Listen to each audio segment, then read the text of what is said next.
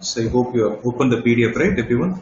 So I've sent you a PDF, like what we did for math, we'll be doing for physics also.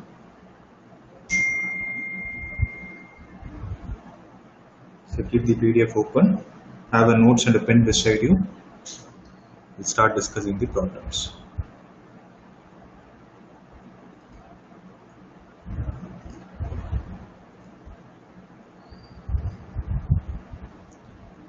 So I'm sharing my screen. Is everyone able to see? Just message me in the chat box. You're able to see the screen?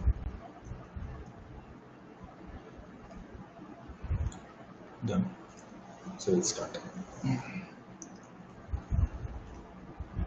See, I'll be doing problems. I just wanted to know if there are any concepts which you feel you're not clear with, you have to tell me. Because then I'm going to explain. Because or else I'll be with the assumption that you know the concepts. I'm going to help you only with the problems. Okay. You need to ensure that you get your doubts cleared. Just let me know so that I'll explain it.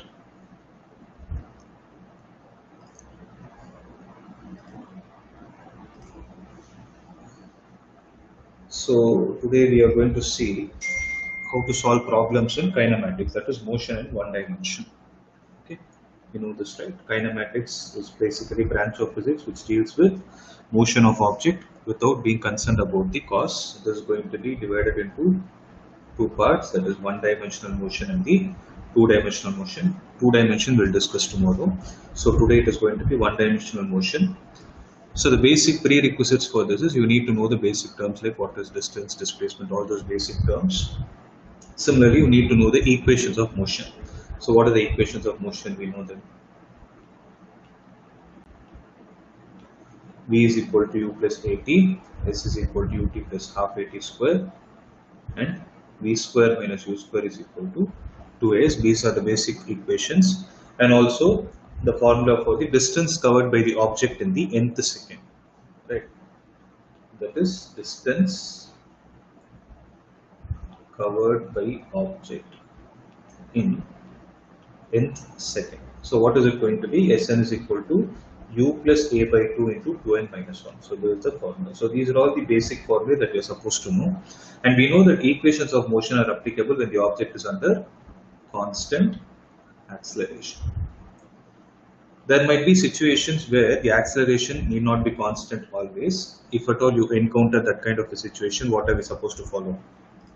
So we need to go with the process of calculus. This also you know, right? So we'll be applying calculus to solve the problems. So these are all the prerequisites for you to solve the basic first few problems, at least the first 7 problems. So with the assumption that you know all these things, I'm starting with the first problem. So the first problem that is mentioned here is a particle is moving with a speed v is equal to b root x along positive x-axis. Calculate the speed of the particle at time t is equal to tau. It is only one step. So how to do this problem? Can someone come with an idea? Sir, is the answer B?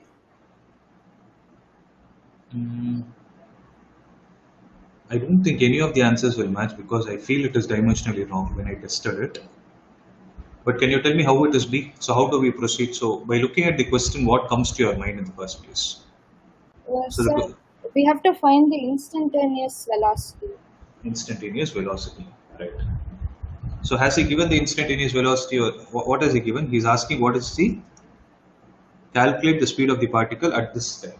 So instantaneous means we need to go with the method of calculus, right?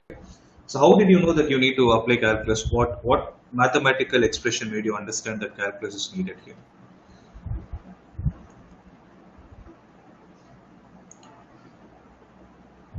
Because if you're able to tell me, this is the whole concept we are going to apply throughout physics. What is the value of velocity that is given? Shruti, can you tell me? Velocity is b root x, right? Yes. So how did you understand that you need to find only instantaneous? Why not average? Because they have given at time t equal to tau. Okay, because of that keyword you understood instantaneous. But generally remember, if any of the parameters, any of the physical quantity is a function of another physical quantity, I'm speaking in terms of maths. Since here velocity is a function of displacement, This is going to, we cannot calculate the average value, rather we can calculate only the instantaneous value. We can calculate average only if you know the distances between particular aspects, right? So b is equal to b root x. Then how do we proceed? So then you will write dx by dt is equal to b root x. Shruti, you can tell me the steps. Uh, Then what are we supposed to do? we We'll have use, squared on both sides, and okay, u squared or v square is equal to b square x. and then using chain rule, Mhm. no, I got 2v dv by dt equals b square dx by dt. b square x, okay, 2b dv by dt is equal to b square into dx by dt. Again, there's going to be velocity. And then using chain rule, I multiplied and divided by dx on left hand side. So I got 2v dv by dt equals b square d. And that's what I've written. You're able to see the screen? So b square b, that's what I've written. Then what did you do? Uh,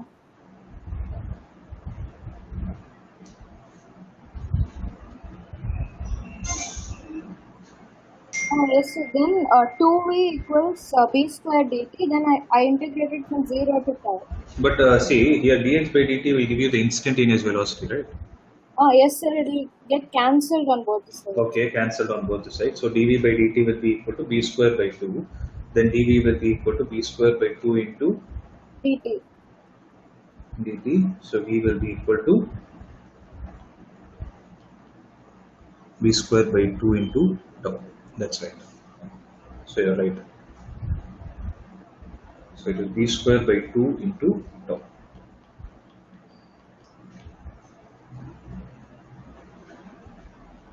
So just check whether the dimension, whether it is dimensionally balanced or not. So velocity is meter per second is equal to b into, there's going to be square root of m. So the SI unit for b will be equal to square root of m divided by s. So when you substitute it here, then it will be m divided by s square into s. Yes, it is balanced since this for velocity. Yes, it is dimensionally right also. So I hope everyone understood. Shruti, good. So I hope everyone understood.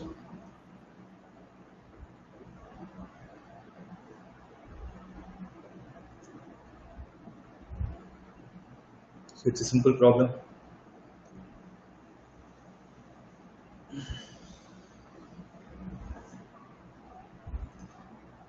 Guys, need some response.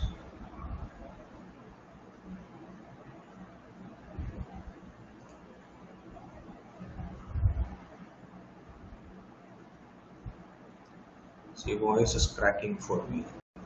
Just check the connection. I don't think it is problem on my side. So who's actually not there? Aditya, Darun, Santosh, Aditya, Shruti, Sham. Rohan has not joined.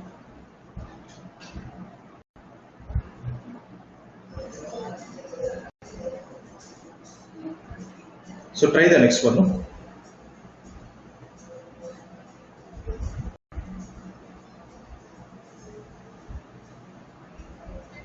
So try the next one. So what is the question?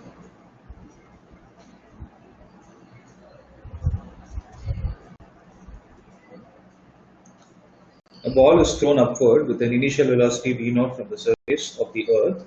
The motion of the ball is affected by a drag force equal to m gamma v square, where m is the mass of the ball, v is its instantaneous velocity, and gamma is some constant. Time taken by the ball to reach its zenith is the maximum height.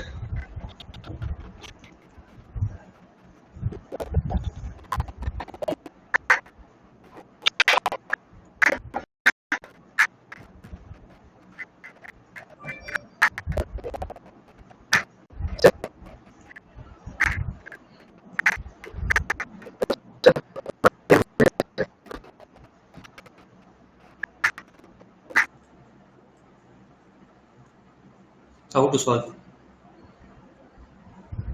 Shruti? There? 1 second, sir. Yeah.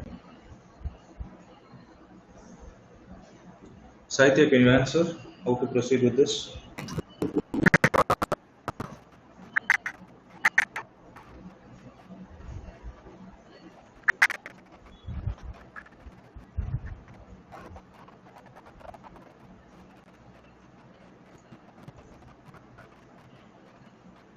Saitya, are there?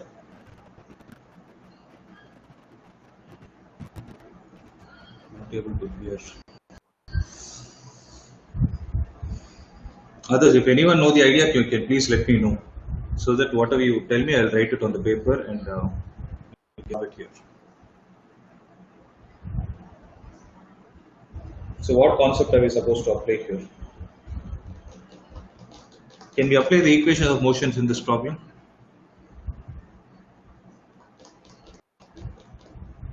Santosh, Yes, sir. can we apply equations of motion to this problem?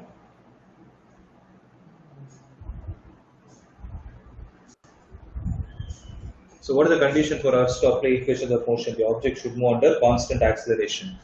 Here, is it moving under constant acceleration?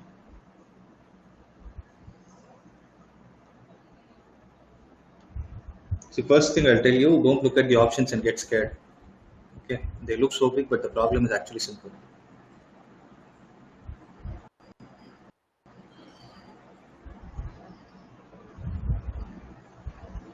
Sham, can you tell me how to proceed?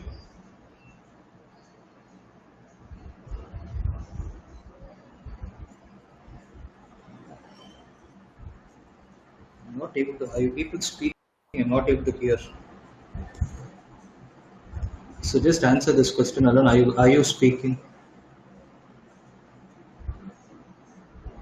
I'm waiting for your response. I'm not able to hear. Just a minute.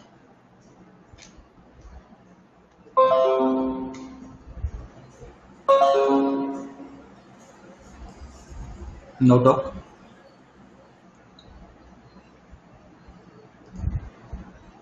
I'm not sure. I'm not getting any response. Shruti, you talk now.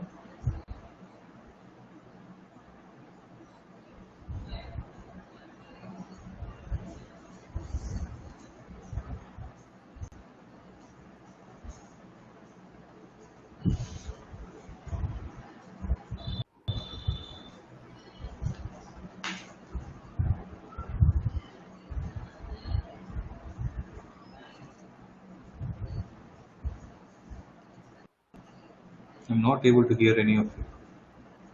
Are you talking, Shruti? Message me in the chat box.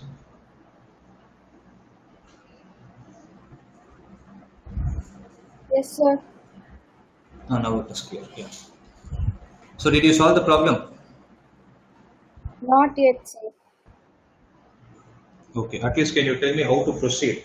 You just tell me what is the idea you have in your mind, so that I'll just draw a diagram.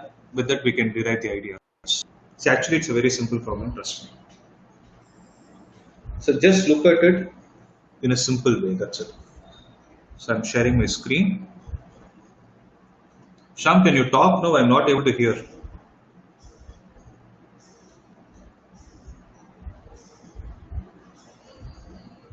See, I'm not able to hear. Just unplug your mic or unplug your earphones and just connect it back. No? So Sir, can you hear me now? yeah, no, now it is clear. Yeah. Okay. Saitya, I couldn't hear you. Did you speak? Saitya, when I asked you a question, did you speak?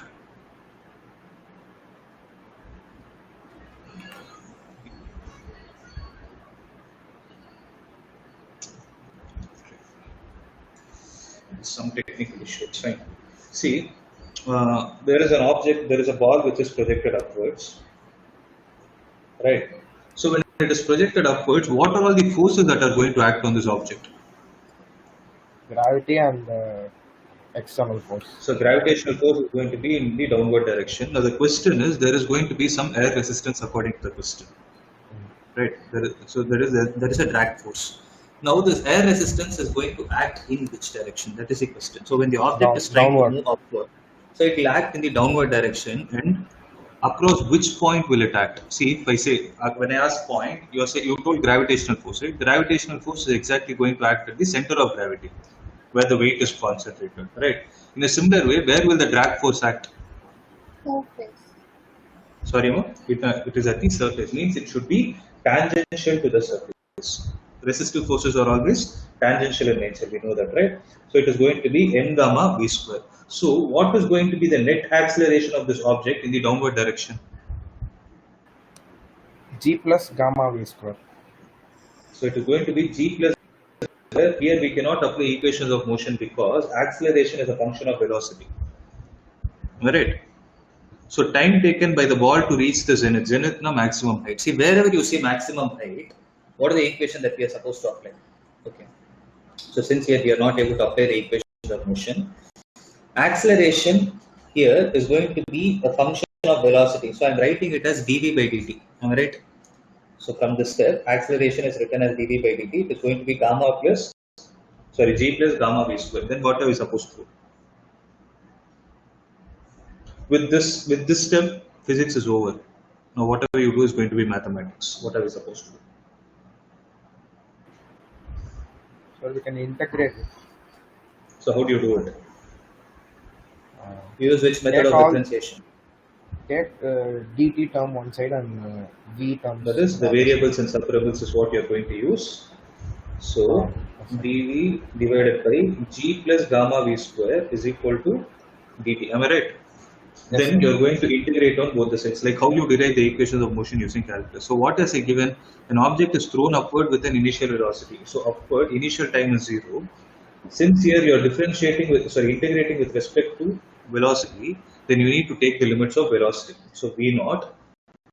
He is asking what is the velocity, what is the time taken by the object. So time, let it be t. At the highest point, what is going to be the velocity? Obviously 0. Now how to integrate this? That is the question. Sir, root of gamma into v is t. எதுக்குடா அவ்வளவு complicate பண்றது? எதுக்கு root of gamma? Sir, tan Sir. square integration.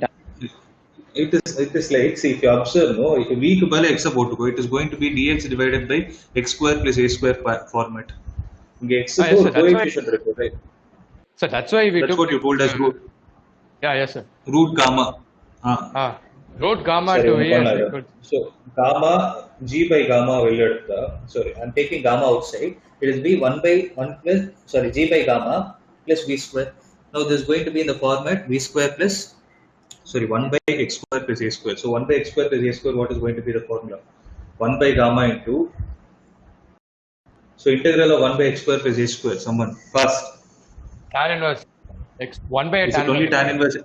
It is 1 by a into tan inverse. So 1 by here, what is going to be the value of a? Root of g divided by gamma. Don't miss that root, okay? If you miss it, the answer will go wrong. See, they will wantedly give you the wrong option also. When you do a mistake, whatever you get. So tan inverse of x divided by a. X is going to be v divided by a is what? Root of g divided by gamma. This is going to be the value of t. Simplify it, you will get the answer. This part I am giving it to you. Okay.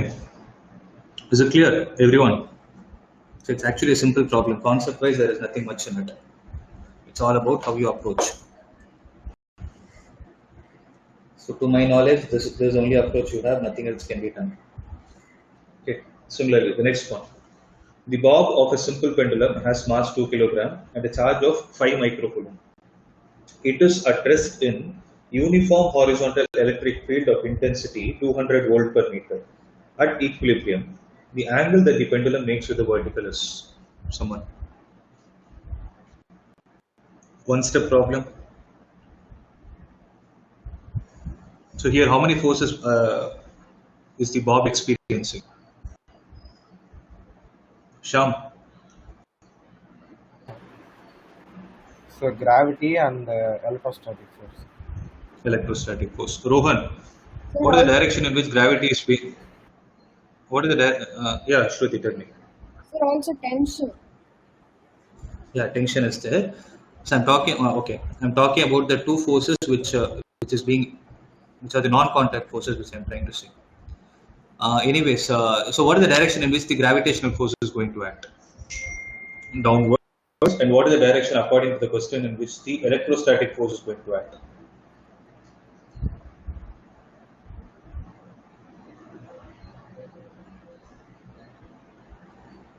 He has given it no in the question. Uniform Horizontal. So right side. horizontal. Sorry, I didn't get you. Right. Oh, you can take it right side.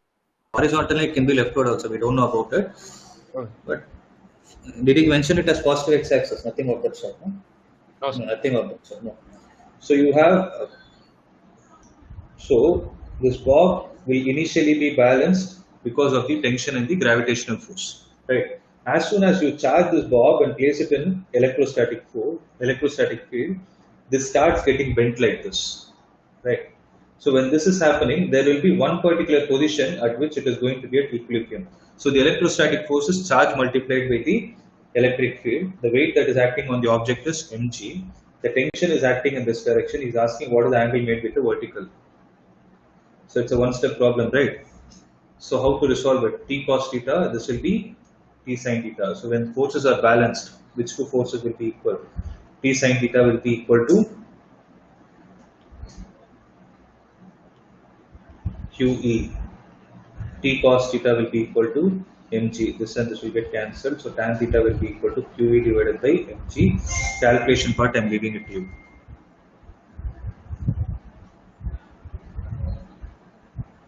Right, it's a very simple problem. I'm not discussing much on it. Fourth is even more simpler.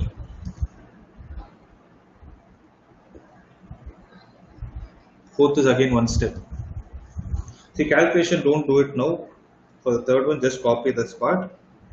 Actually, if you ask me, I've solved these problems also, you need not copy them. I'll send everything to you again. So concentrate on the problem and learn the concept. Sorry, Sir, Arun, did you speak? Fourth yes, one, sir. Nazam. 20 How to to 2, do? sir. I'm not sure of the answer. Just share the idea, no? I'm not. Sir, first I found the distance, sir, using S is equal to ut plus half at square. Okay. They gave time was equal to 2 seconds. Okay, but how did you know that you can use S is equal to ut plus half it square? This is so he has actually given here. It's under a Sir, constant particle force. moves. Yeah.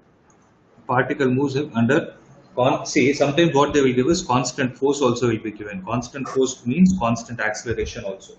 Okay, so in this problem both are given as constant, so it is very easy. R vector is equal to u vector into t plus half into a vector into t square. This is another way of writing S is equal to ut plus half a t square.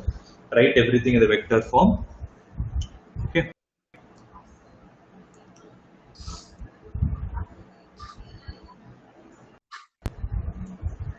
So you would understand. But in this problem, what is going to be the only difference? So here I need to do a small modification. Can someone correct the equation? I wrote r vector is equal to u vector into t plus half into a vector into t square. There is a small mistake that is there in it. Sir, r plus 2 I cap plus 4j. That should be the case because the position vector, see generally you can use this formula, the initial position is going to be origin. If it is not origin, you need to take that value, take the 2 and 4 as the initial position. It is like shifting of origin in your mathematics. Okay, I hope you people can try. So this also I'm leaving it to you. If there is any doubt in the future, you can let me know. Next, so we'll go to the fifth problem. So fifth, I'll give you 2-3 minutes time. Just tell me how to solve. If you're able to frame the equations, first tell me those equations.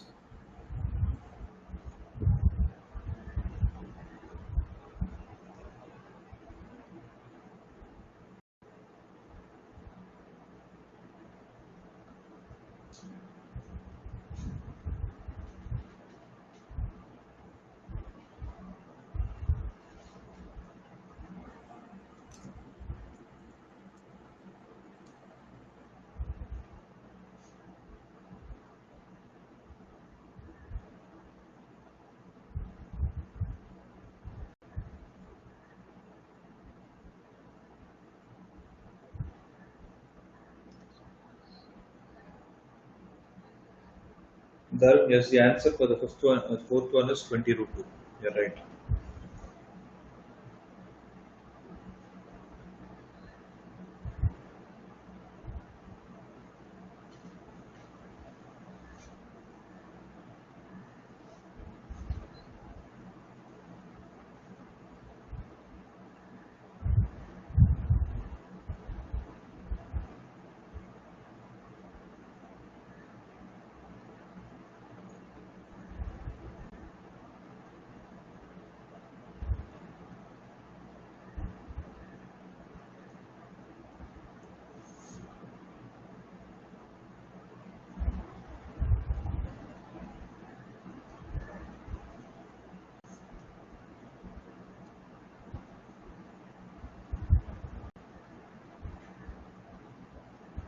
For the fifth one, did anyone frame the equation? In a car race on a straight path, car A takes time t less than car B at the finish and passes the finishing point with a speed v more than that of car B. Both the cars start from rest and travel with constant acceleration a1 and a2. Then the final velocity is equal to in terms of the accelerations and the time.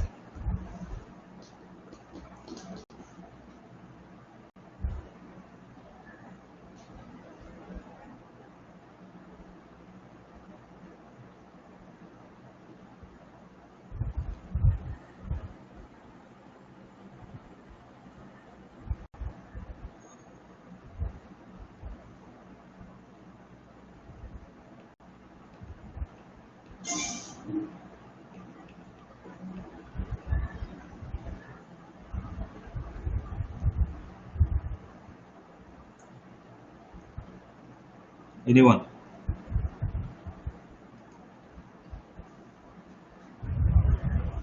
So, or at least tell me how you are approaching, how you are planning to approach this question. Aditya? Sir, so I took the time that A finishes to be as capital T, Okay. and then B finishes in capital T plus small t, Oh, good.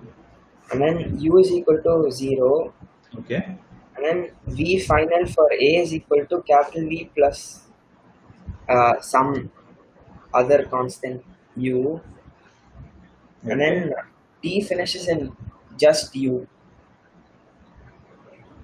B finishes with just U. You mean to say the velocity is constant? No, sir, like the final velocity of B Mm-hmm. is V plus U minus V. See, but if you look at all the expressions that is given in the option, right, you need to involve the accelerations. No, why don't you start applying the equations? No, yes, sir. So like V final for A is equal to A1 into T because initial Okay. velocity is 0. Okay. And then V final for B is equal to A2 into T plus T. Okay. And then like I get two equations. Okay. Now there is an important. See what you did till this step is right. So you can subtract them, right? V1 minus You have to subtract because So, he has given but then- VA minus. Tell me. So, but then if you subtract, you have two unknowns, right? You have a T1 and a T. Then you have another equation to be framed. No, two unknowns means you need two equations. Frame another equation. What is the other logic you have? Hidden information in the question. What is the hidden information in the question? It is the same distance. That's right. So they are traveling same distance. Apply S is equal to ut plus half at square. When you apply S is equal to ut plus half at square, the relative distance at the time of finishing is going to be 0. Subtract both. Okay. See. So A1 T1 square equals A2 T2 square. T2. Okay, but T2 try to write it in terms of T plus T. T plus T. Yeah. So I hope you're able to see my sheet, right? See, I'll show you how to approach this. See, since everyone is clear with the idea, observe. I've taken the velocity of A as BA, velocity of B as BB only. So we know that BA is equal to A1 into T0. I've taken the time at which the object A finishes the race is T0, and B finishes at T naught plus T. So VA and VB will be equal to AT into T naught plus T. When I do VA minus VB, I'll get it as A1 minus A2 into T naught minus A2 into T. Okay, but VA minus VB is given as V. That's right, no? So VA is going to have a velocity V greater than VB, right? So it is B, which is A1 minus A2 into T naught minus A2 into T. Let this be equation number 1. Now S is equal to ut plus half at square. When I apply it, S is equal to half a T naught square for the first particle. For the second particle, it is going to be A2 into T naught plus T the whole square. Taking square root on both the sides, we'll get root of A1 into T naught is equal to root of A2 into T naught plus T. Now what we can do is collect the T naught terms on one side. So root of A1 minus root of A2 into T naught is equal to root A2 into T. See, with this step, physics part is over. Now again, we need to concentrate on mathematics. So T naught will be equal to root 2 into A to T divided by this value. Now take the second expression and substitute it here. So when you substitute it, you will get V is equal to A1 minus A2 into root A2 into T divided by root A1 minus root A2 minus A2T is as it is. It is undisturbed. So in the place of T naught, I substituted this whole equation. So A1 minus A2 can be written as root of A1 minus root of A2 into root of A1 plus root of A2. A plus B into A minus B formula. So root of A1 minus A2 gets cancelled. When that is getting cancelled, this is what is left out. That is why I wrote it as root of A1 plus root of A2 into root of A2T minus A2T. So when you expand it and solve, you will get the final answer as root of A1 into A2T. I hope it is clear. So this problem again, the logic is simple, but it's little bit of calculations is involved. And always, as Rohan said, the number of unknowns you have, you need to frame those many number of equations from the given data. So please be careful with that. Okay. Next. So shall we go to the ninth one? Ninth or sixth one. So solve the sixth one. No? From a tower of height h, a particle is thrown vertically upwards with speed u. The time taken by the particle to hit the ground is n times that taken by to reach the highest point of its path. The relation between capital H, U and Ns. So here the object is moving under the influence of gravity. So constant acceleration. You can apply the equation of motion.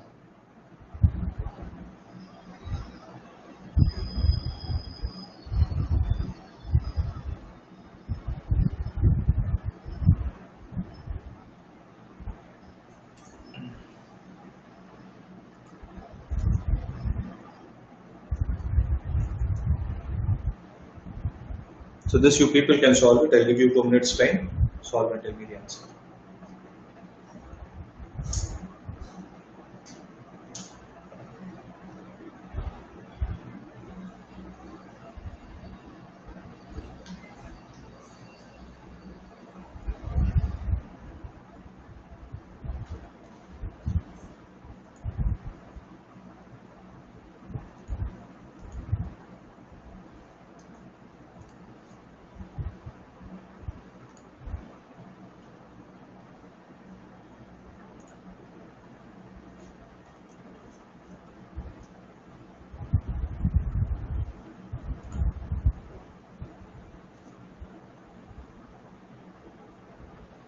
Anyone with idea of how to approach?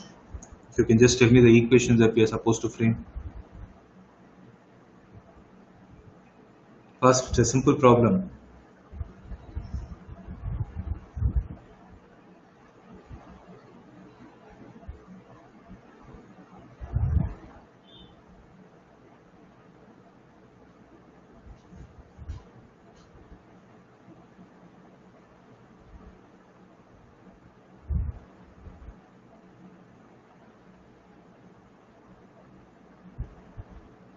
Anyone? So the answer first option. I think yes. How to approach study? Sir, I took time of descent is equal to a times time of ascent. Time of descent is equal to a times time of ascent. Okay. Then I squared on both sides. Okay. Then the left hand side part I took multiplied by 2 and divided by 2. Then Nicola, you have used mathematics. Now tell me what is the logic behind this question. What is the physics behind it? Tell me that.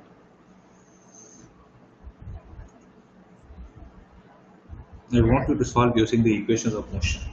Nothing related to time of ascent or descent formula. That itself is derived from the equation of motion. So you need to think only in these three equations, nothing outside it.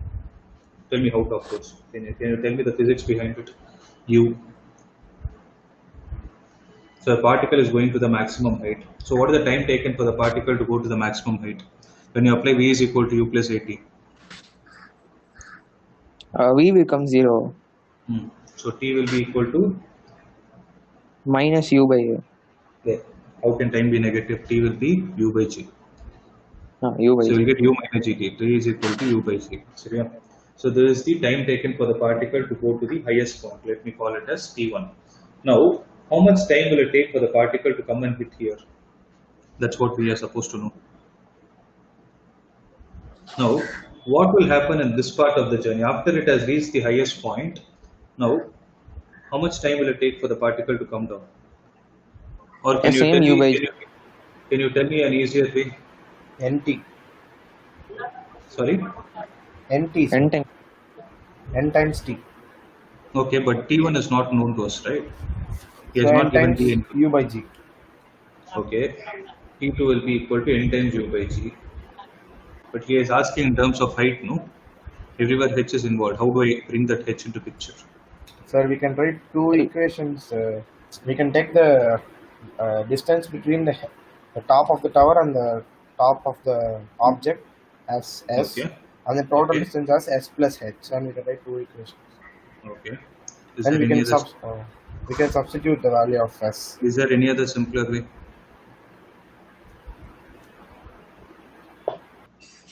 See, if the object is traveling from here to here, what is the displacement of the particle?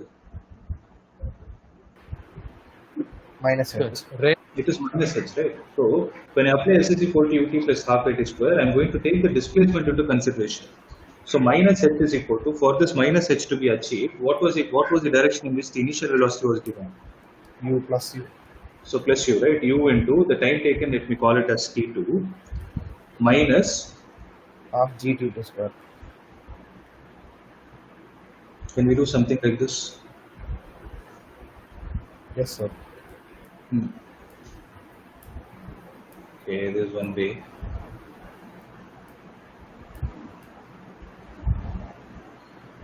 Okay. So, but if I do this, what is that we are going on, right?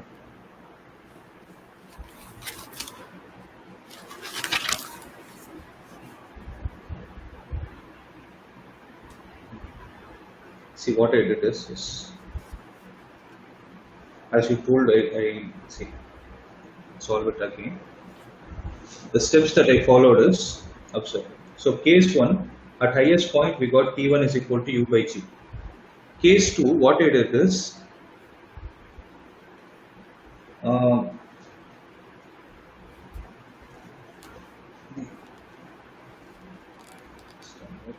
mistake. Let me check what is the final answer. At the end of the sheet, there will be the answer. Can you check?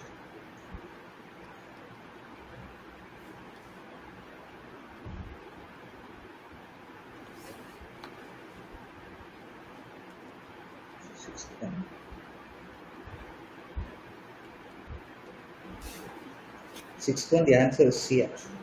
Sham, did you get the answer by the way? I think so, sir. 1 second. No. So we'll do it in the method you told. That's right. I made a mistake actually.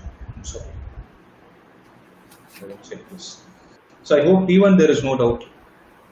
So Yes, sir. T2 what you can do is, it will be the time taken for the particle to go to the maximum height plus the time taken for the particle to come down by this much value. So how much is going to be the maximum height reached by the particle? So it is going to be u square by 2g. We know this, right?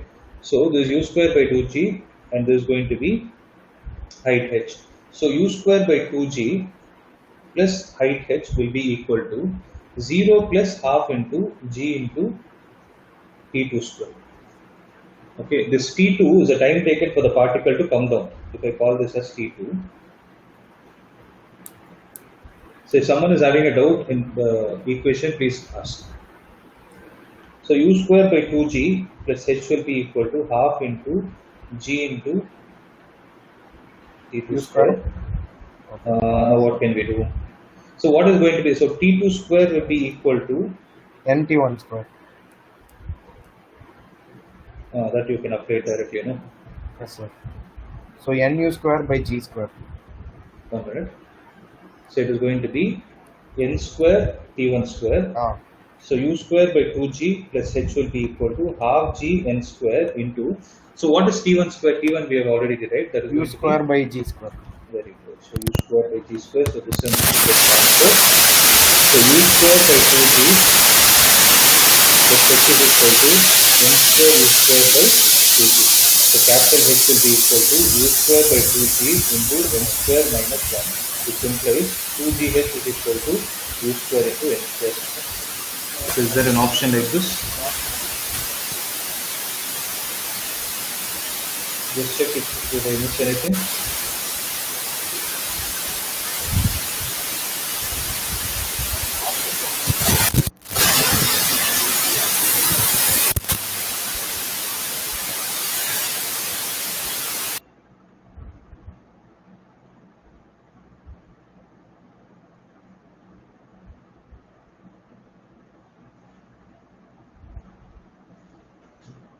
Guys, are you there?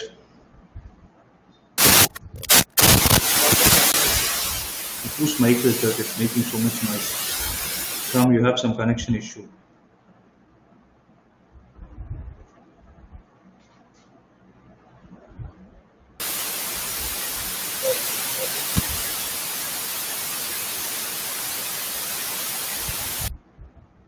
So we are getting n square minus 1, but what is the option? What is the answer given? Is it n square minus 2? Sir. Yes, sir.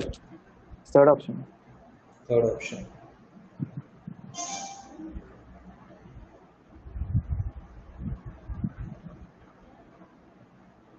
How did we get that 2? Okay, I'll do one thing. I'll check this answer and I'll get back. Okay, let's not waste much time. So the idea is this thing. So first one, what you're supposed to do is when it goes to the highest point, you need to apply the formula V is equal to U plus AT. So T will be equal to U divided by G. When it has gone to the highest point and it is coming down, you need to take this height into consideration. So that is U square by 2G and U square by 2G plus this height. Sorry, plus this height will be equal to half GT square, because when you consider the downward journey, here the velocity will be 0. As simple as that. Okay. So what about the seventh one?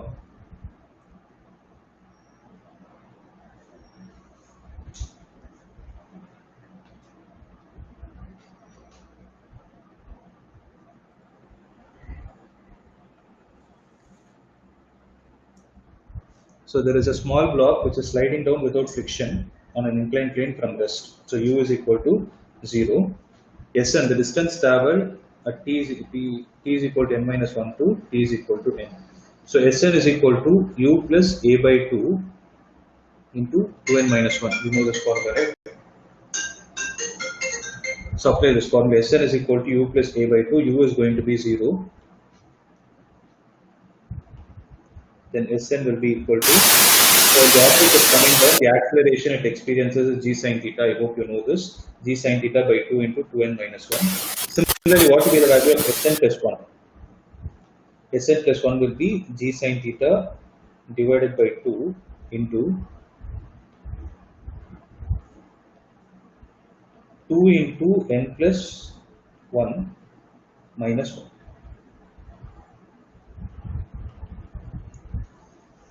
So divide both, you will get the answer as 2n minus 1 divided by 2n plus 1. Is there any doubt in this problem? No, sir. No.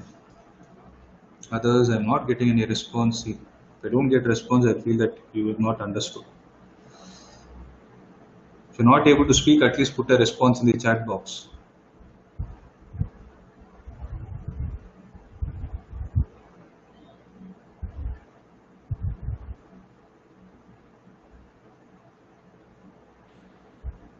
Yes, sir. Okay. So how do you like derive that formula? Which formula? So that u plus a Yes, by 2 u into plus. That is nothing. See, you apply s is equal to ut plus half at square 2 times. This is for time t minus 1. This is for time t. Then this will be the distance traveled by the object in the nth second. Okay.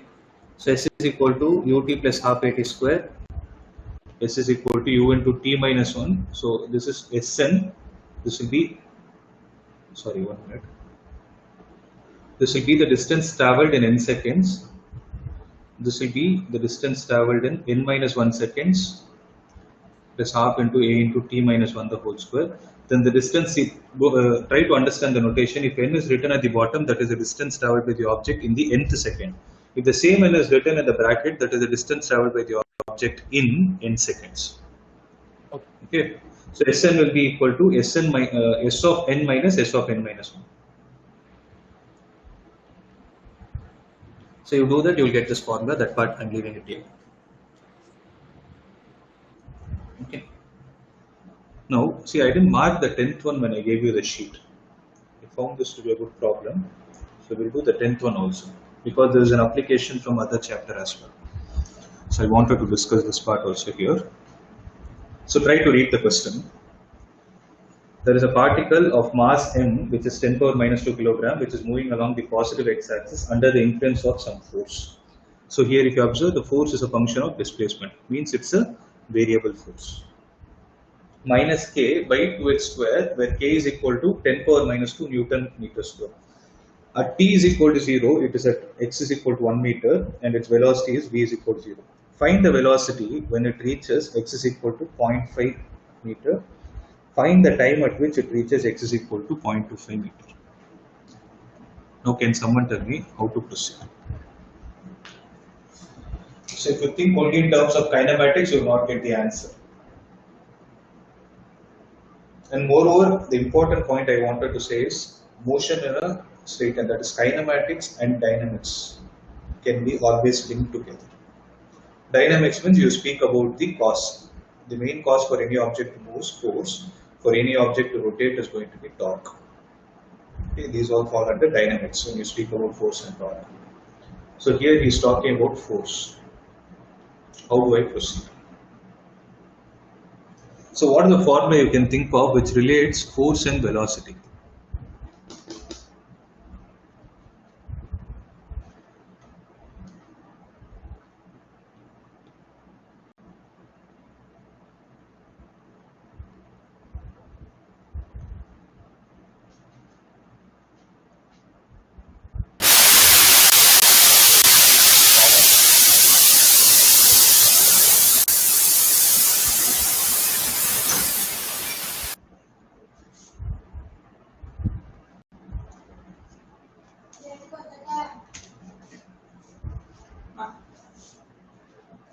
Shruti, any idea, ma'am?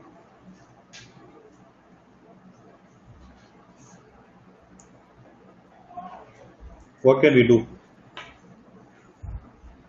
See, generally, where do you see this force as a function of displacement? Spring force. Spring force, that is kx square, right?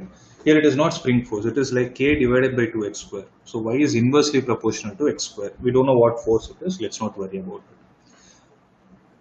Now, whenever you have force as a function of displacement, what is the best equation you think which will relate force to velocity? I'll give you a hint also. There is a very, very important theorem.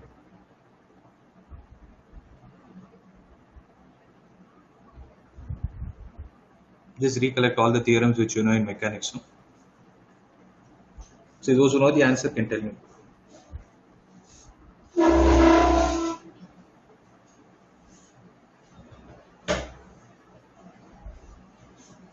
The work energy theorem. Very good. So it is work energy theorem. Okay, because see, most of the problem, whether you speak about a conservative or a non-conservative force, you can always think of work energy theorem whenever you have the concept of force and velocity being related. So what we will do here is we'll apply the concept of work energy theorem and try to solve. So when I apply so what is the statement for work energy theorem? Someone? Work is equal to change in Work. See, whenever you say work, no, you should always use the word work done by which force. That is more important. The work is always done by a force. work done by conservative force. No need. That's what I'm telling you. Work energy theorem doesn't have anything with conservation. Sham, your voice is breaking. If you can type, it will be better. It is all forces. So this is where you need to be very clear. See, generally, I just want to explain this part alone, though it is not in this chapter. Have this in your mind. Energy conservation theorem and work energy theorem are the two most important theorems which guide most of the concepts in physics. Okay, if you are able to use these two things, you can solve anything. Most of the problems in physics you can solve. So when you need to apply the energy conservation theorem, energy conservation is applicable only when the system is under conservative forces. Only when conservative forces are acting on the system, you can think of energy conservation. So what do you mean by conservative forces? The forces which do not dissipate any energy in the form of heat or sound. Means if there is no loss of energy in the system, then we can think of energy conservation. Whereas work energy theorem is applicable whenever you have any kind of a force. That is why we say work done by all forces is equal to the change in kinetic energy. Now what we need to do is, when you speak about work done, we speak about work done by two types of forces. One force is called as a constant force. So when you speak about work done by, I'm sorry, again I'm not sharing my screen. So energy conservation is there, right? Energy conservation is applicable when you have conservative forces. Work energy theorem states like this: work done by all forces is equal to change in kinetic energy. So again, work done by constant force or work done by variable force. We are not concerned about constant or variable. The sum of all the works done will be only doing one thing, that is changing the kinetic energy of the system. So when I speak about a constant force, work done by the constant force is given as F into S into cos theta. This is the standard formula. That is, if force is not a function of displacement, if it is only a value, then you need to apply this formula. Whereas if force is a variable one, then we use integral of f dx. Okay. Since you are integrating with respect to x, you need to take the limits of x1 and x2. So integral of f dx is equal to change in kinetic energy. Please make a note of this, because most of the problems, if you observe the main pattern of JEE, most of the problems will be based only on this concept, whether it is rotational mechanics or any other concept. You can apply this concept to kinematics also. I can show you that also. If time permits, I'll show you, because I wanted to solve few problems. So is this part clear? Is everyone clear with this concept? So integral of f dx is equal to the change in kinetic energy of the system.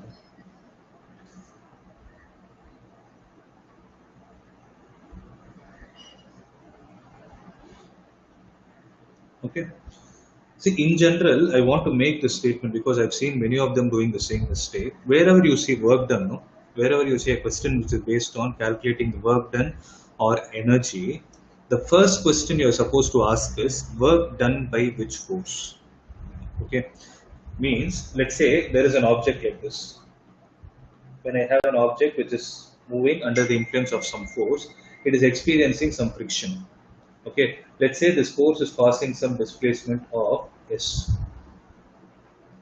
Now, if I ask you a question, what is the work done on this block? My question is meaningless. I need to ask a question saying that, what is the work done by the capital force, or what is the work done by the friction? It is then you can apply the sign convention and find out whether it is a positive work or a negative work or zero work. What are all the other forces? The weight of the object and the normal force. So these are all the forces there. 4 forces acting on one particular system. Okay. So this is how you need to think. Now tell me, are you people clear with this? If you're clear, I can proceed with the problem. Sir, can you hear me? Yeah. Who's Okay, this? clear. Shyam. Okay. Okay. Now, shall we proceed with this problem? Shall we try Sir, I have this? See. Yeah, who's that? Darun. Darun, tell me. Sir, force we can write it as mass into acceleration, right, sir? Yes, you can. Then mass acceleration we can write it as v into dv by dx. Okay. That is how you derive that formula. That is how this formula is derived. Oh, Okay, you go and revisit the derivation for work energy theorem for a variable force. Whatever you are saying is the exact steps for derivation. Okay. I didn't show you the derivation over there. That is only difference. oh, okay. Okay. So let's look at the 10th one. I would suggest you to mark it as important because it gives us many ideas, many different processes to solve the problem. So let's write down. Mass of the object is 10 power minus 2 kilogram. Is moving along the positive x-axis. So the object is moving in this direction, positive x-axis, under the influence of some variable force f of x is equal to minus k divided by 2x square. Let us not be concerned about what is the nature of force. So k is given as 10 power minus 2. The dimensional formula is Newton meter square. Now he is mentioned at t is equal to 0, means at initial time when the stopwatch is started, the initial displacement of the particle is 1 meter and the particle is initially at rest. Okay. Find the velocity when it reaches x is equal to 0.5 meter. Find the time when it reaches the point x is equal to 0.25 meter. So if at all I assume, so since he has given it is moving in the direction of moving along the positive x-axis. So particle is trying to move in this direction. So this is t is equal to 0. This value is x is equal to 1 meter. Let's try to analyze the physics behind it. Its velocity is 0. Find the velocity when it reaches x is equal to 0.5. So 0.5 is going to be on the leftward direction. Means it is experiencing the retarding force. Okay, the object is moving to the left. Please have this in your mind. So the force is being applied in this direction. So when it is at this point, 0.5 meter, we need to find the instantaneous velocity of the object. Okay, find the velocity with which it reaches. Now, how do I apply? Can someone tell me how to apply the equation? I told you you need to apply work energy theorem. I want someone to tell me the equation that I need to frame.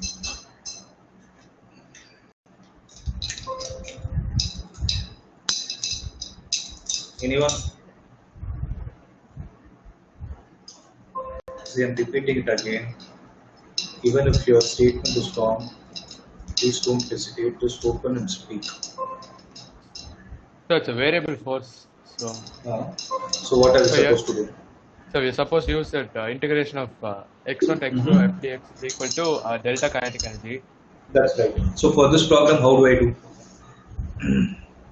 So integration of Integral of? 0.5 to 1. Right. Oh no, 1 to 0.5. Because initial will always come in the denominator. 1 to 0.5. Minus k by 2x square dx. Very good. Minus k divided by 2x square into dx. dx. If you miss the dx, you cannot integrate. Is equal to what? Change in kinetic energy. So half into m final velocity square minus what was the initial velocity according to the question? 0. U is 0. So here you have velocity. Every other parameter is known to us. Will you be able to solve this? Minus k divided by 2 into integral of dx divided by x square from 1 to 0.5 is equal to half into mass of the object is also 10 power minus 2 into v square. If you observe, k is also 10 power minus 2. They both will get cancelled. 2 and 2 will get cancelled. Now minus of 1 by x square derivative integral is minus 1 by x from 1 to 0.5 is equal to v square. So the minus also gets cancelled. 1 divided by half minus 1 is equal to v square, which implies v square is equal to 1. Now you will get v is equal to plus or minus 1. So plus or minus 1 what? Meter per second. Which one is right? Should I take plus 1 or minus 1? Edra Purila. I didn't get you. Minus 1. Minus 1. Reason being? Displacement is negative. Displacement is in the leftward direction. Right. So because he has mentioned right word is positive. So minus 1 meter per second is the answer. Now tell me, is everyone clear with this? Yes, sir. Right? That's good. So can you, in a similar way, can you think how to solve the next part?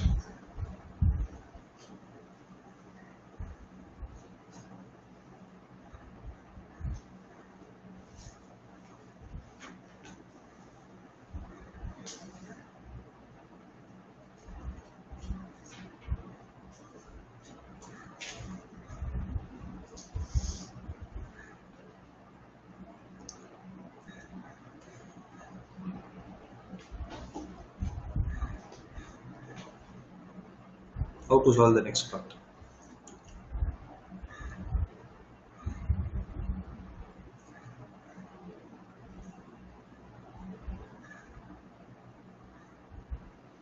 Because see, the first question, it has velocity.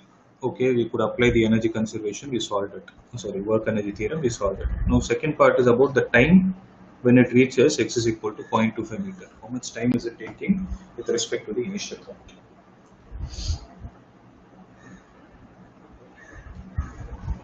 Sir, we can find the velocity at 0.5. Okay, if you find the velocity at 0.25, try to understand. If you find the velocity at 0.25, it will be a number like this. Yes, sir. With that number, what are you going to do? So that velocity divided by displacement is equal to time. Velocity divided by displacement is equal to time. Okay. Try to do and see. Tell me what is the answer.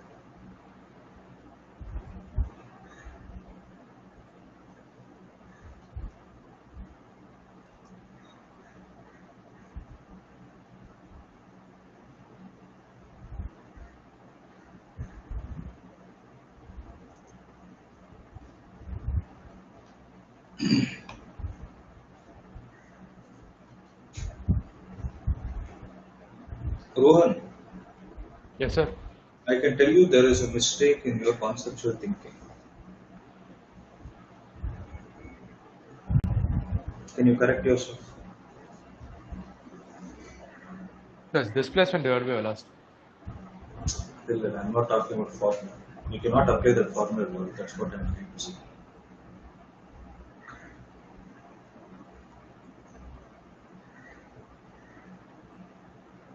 See, one thing is, Oh, I understood it's instantaneous velocity. it is instantaneous velocity in the first place. And secondly, see, most of you, this mistake happens actually. Remember this formula, S is equal to ut plus half at square. If I need to say displacement is equal to velocity into time, then I need to make sure that the acceleration of the object is zero. Right? So if the acceleration of the object is zero, the object has to move with uniform velocity. Am I right? If you observe the question, see, whenever I say acceleration is zero, please understand, then the net force acting on the system is zero. Because acceleration is zero means I multiply with mass on both the sides, it is going to be ma, that is zero. That is, the net force acting on the system is also going to be zero. But according to the question, is the net force acting on the system zero? No, sir. It is no, because it is a variable force that is already acting. So we cannot think of it. Now what we need to do is we need to take the help of mathematics again. Instead of finding the instantaneous velocity, if you're able to find an expression for the velocity as a function of displacement, okay, if you're able to find the velocity as a function of displacement, then you can use the mathematical part to solve this. Okay, that's why I told you it's a very good problem. Please, you have a lot of ideas to be shared. If there is anything that is not clear, please let me know till whatever I explained. Is everything clear? I want you all to give me a response. Yes, sir. Others? Yes, sir. Yes, sir. Yes, sir. Okay. Okay. Now see, what I'm going to do is, I'm going to apply the same formula again. Integral of f into dx is equal to half into mv square. Okay. Now what is the value of x? It is minus k divided by m. Okay. Minus k divided by m. Sorry, not m. K divided by 2x square. 2x square into dx is equal to half mv square. So this 2 and 2 is gone. So minus k divided by m will come out. Integral of dx divided by x square is equal to v square. So is it clear till this step?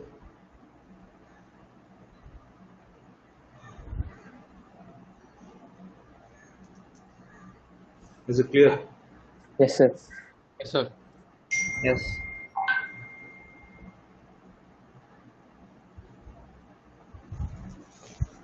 Now he is asking,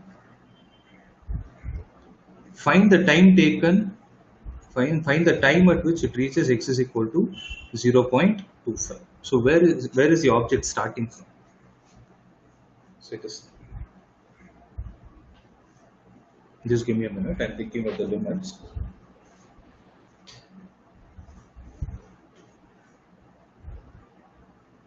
Just give me a minute.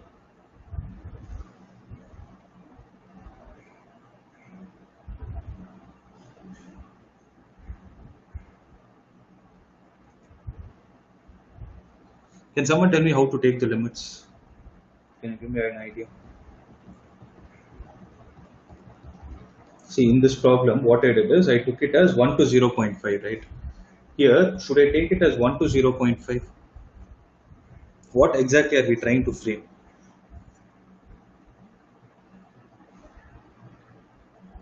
We are trying to frame an expression for velocity in terms of displacement, if that should happen. Where is the object initially starting? 1. 1. Okay, since I want the velocity expression to be a function of displacement, I will take some random value x. I'm not substituting 0.25. If I substitute 0.25, I'll get it between 1 and 0.25. Now I want a function. Okay, so it is going to be minus k divided by m into integral of 1 by x square is going to be minus 1 by x from 1 to x is going to be v square. So minus and minus is gone. K divided by m into 1 divided by x minus 1 is equal to v square. Then what is the value of v? Root of k by m into 1 by x minus 1. Is it clear till this step? Now if you observe this expression, velocity is a function of displacement. Okay. Now from velocity, how do I get an expression for time? What expression should I write for velocity such that I get time? So dx. That's it, as simple as that. So you write dx by dt is equal to, you have root of k divided by m into 1 minus x divided by x. Now use variable separables. It is root of x divided by 1 minus x into dx is equal to root of k by m into dt. Now you can integrate and find the values. Now what we can do is, since you got the expression for time at initial time 0, okay, when the time was 0, what was the displacement of the particle? It was 1 meter. We need to find the time at which the displacement becomes 0.25. So root of x divided by 1 minus x into dx is equal to this one. Again, we need to take the help of mathematics. Okay, how do you solve this? So take 1 minus x as t, You can take 1 minus x as t, okay. and then x will become like write x in terms of t plus 1, I guess. Okay, I'll do it. 1 minus x 1. I'm not touching the limits as of now, which implies minus dx is equal to dt. This one is there. X is equal to t, my 1 minus t, no? Yes, sir.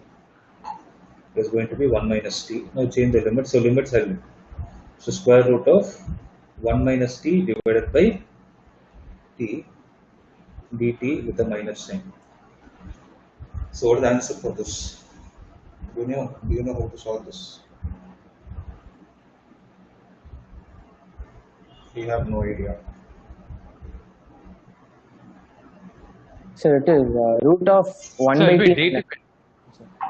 Sorry, Dan? Root of 1 by t minus 1. Root of 1 minus t divided by t தான் எடுத்திருக்கேன். T square போட்டுமாப்பா? Because I don't want the square root this term to exist. So yes, See, sir, remember one thing. if you take T square, it will go. If you take T square, maybe you will get it. Okay, that is one way. See, the idea I am getting. Anything else? Any other method? You can learn integration also. It's a good chance. Any other idea? Sir, you can also do x is equal to cos 2 theta, some trigonometric. That's it. That's the idea. So that's what I want to say. So you can take wherever you see 1 minus x square or 1 minus x no. See, if you see 1 minus x square, substitute x is equal to sin theta or cos theta. So this logic is applicable for inverse trigonometric functions and this one, integration. Similarly, whenever you see 1 minus x, then substitute x is equal to root sin theta, or x square will be, x is equal to sin square theta or cos square theta. So anyways, this problem, with this step I'm leaving it to you with the ideas. So this 1 minus x is equal to t will not work. So what you're supposed to do is you need to write it as 1 minus x is equal to t square and then proceed. Okay, then you will have minus dx is equal to 2t into dt. Okay, then x will be equal to 1 minus t square. So integral of limits will be changed. So x is 1 minus t square divided by 1 minus x is t square under a root into dt. Again, it is slightly complicated only. So I would suggest go with the sin theta or cos theta method. See, except the mathematical part, keeping the mathematical part aside, are you people able to understand the logic of this problem? Did you get a clarity of how to apply work energy theorem and why we are applying work energy theorem? So that I'm more concerned about the physics part. So I'm not saying this kind of a problem will come. Okay, so only marks question is there. Look at it, it's an 8-mark question. Means you can understand the complexity in it. Right. So I think in 98 and all they had subjective exams, right? So it might have been a subjective question. Maybe a part of this idea will come as a question for your mains exam. Clear? Usually the subjective problem they ask us something else. Integer. Integer type they will not ask this complicated. It's a lengthy problem. Right? Maybe they can ask you. I cannot say. Maybe they can ask you this thing. Yeah, it's a good practice. No? Anyways.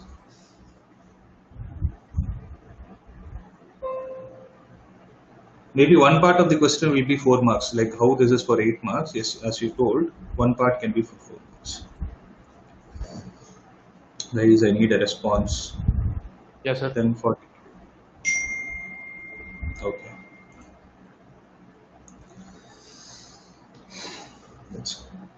So with this, we have completed the basic motion in one dimension. Now we will go to the concept of relative velocity. So relative velocity again is going to be a simple approach only. So everybody knows the formula, right, for relative velocity.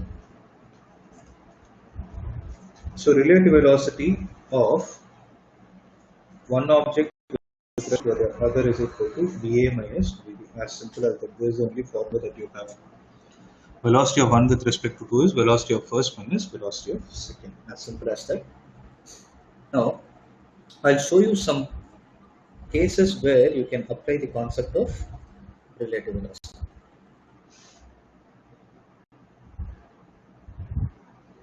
So I'm sharing my screen.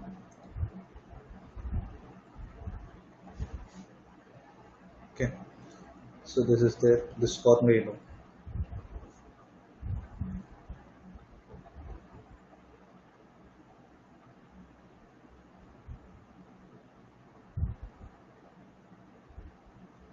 So this is what I wanted to explain.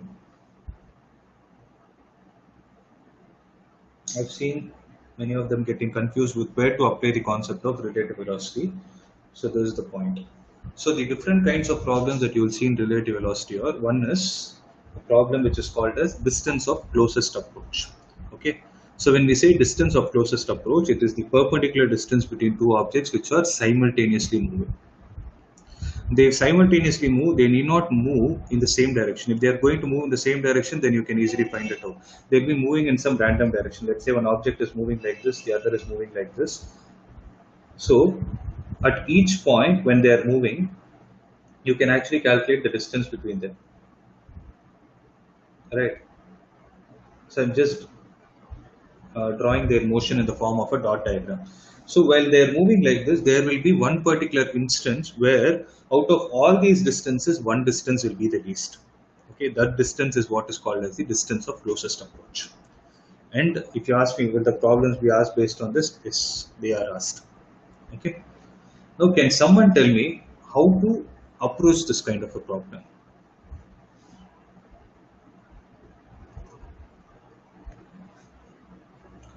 If you know, please tell me you know. If you don't know, please tell that. Yeah, Shruti. So we can assume one object to be at rest. Okay, one object to be at rest. Then Find the relative velocity with respect to that object. But the question is about distance of closest approach. He's concerned about the distance. He's asking when will the distance be the least? Maybe velocity is one of the parameters which will help us to calculate the distance of each object. Okay, but though we use the word relative velocity, here the concept is where to apply the concept of relative motion. It has nothing to do with velocity. So you're almost there. Can you think of, so what you told is right. See, that is one way of solving. You can make one of them as observer, means you try to bring them to rest, and the other object can be considered as a moving object. That's one way. But here, I'm repeating the question, it is distance of closest approach. In the bracket, it is given as minimum distance. So wherever you see the concept of minimum or maximum, whether it is physics or math, what comes to your mind? You have studied this under the applications of derivatives. In applications of derivatives, you have a concept called as maxima, minima. Yes or no? Why is yes or no? Yes, sir. Yes, sir.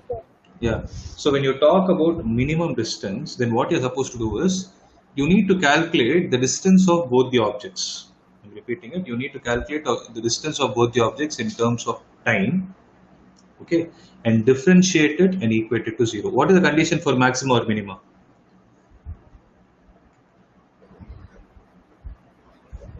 What is the condition for maximum or minima in terms of mathematics?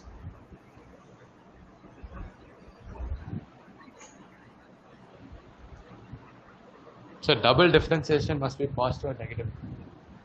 Double differentiation. What is the basic thing? The basic stuff is what? We should differentiate and equate it to 0. Differentiate it equal to 0. What is the meaning of it? What is the meaning of dy by dx? Why do we differentiate? So we find critical point. Critical point is okay. So Shyam, what you told is right. So you are going to find the slope of the curve at a particular point. So dy meaning of differentiation is finding the derivative of, finding the slope of a tangent. So if you draw a tangent at the point of maxima or minima, you can observe that the tangent will be parallel to x-axis. So dy by dx is equal to 0 is the major condition that needs to get satisfied. The same idea we are borrowing and we are going to apply this concept. So instead of finding dy by dx, you are going to find dr by dt, where r is called as the relative displacement. Okay, that is the distance between both the objects, and the distance between both the objects should be a function of time. Please have this in your mind. Are you able to understand this point? For calculating the distance of, so I'll read it out, listen. I'm zooming it, observe. For calculating the distance of closest approach, that is a minimum distance between two moving objects, we first calculate the distance of the object between them at any instant of time t, means r as a function of time, in the given, with the given conditions given in the problem. Then we have to minimize r. To minimize r, what do we do is mathematically, to calculate the minimum, we will differentiate. See, whenever you are having mathematically, you are writing dy by dx, no, where y is called as the dependent variable and x is called as the independent variable. In a similar way, here r is a function of time. So distance is the dependent variable and time will be the independent variable. So differentiate the dependent with independent and equate it to 0. And if you do this, you get the minimum distance. This is all about the concept. Are you clear with the concept? If you are clear, we will do one previous year JEE question. We will directly approach the problem itself. Clear, sir. Clear? Then we are Yes. good to go with the problem. See, I will show you the problem. You look at the second one that is given.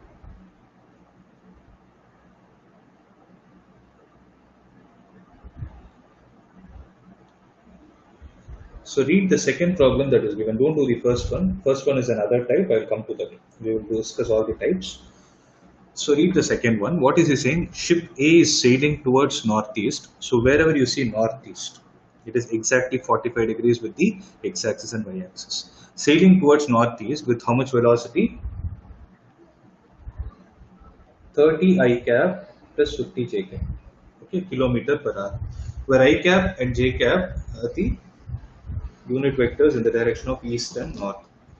There is another ship B which is at a distance of 80 kilometers east, okay, and 150 kilometer north of ship A and is sailing towards west at 10 kilometer per hour. A will be at a minimum distance from B at which time? Now, how to proceed with this problem? This is last year last. This is based Sir. on the concept. Sir, How Yeah, is we it can 40? make one. Sorry, I'm getting two voices. Who told first? Aditya, is that you who spoke? Yes, sir. Aditya, you speak. Yeah. So, like, how is it 45 degrees if the velocity in the x direction is less than the velocity in the y direction? That is where you are getting confused. He's saying the object is moving in the direction, means it is going to start moving. There's a confusion you have. Okay. So, did he mention anywhere? Did he mention the position of ship A when he mentioned the velocity? No. No, right? So, whichever position it is at this particular instant, before you start the stopwatch, that particular position is going to be taken as the origin.